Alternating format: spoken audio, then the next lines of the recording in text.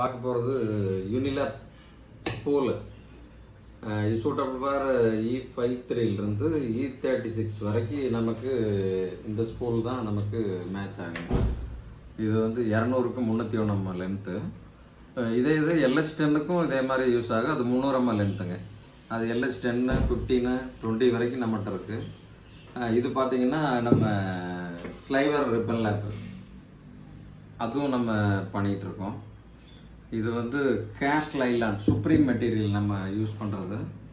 அதனால் quality wise எந்த issue வராது. நிறைய மில்லுக்கு நம்ம சப்ளை பண்ணிகிட்ருக்கோம். இதுதான் கேட்லாக் நம்பரு. தேவைப்படும் போது ப்ளீஸ் காண்டாக்ட் சைன்டெக்ஸ் இன்ஜினியர்.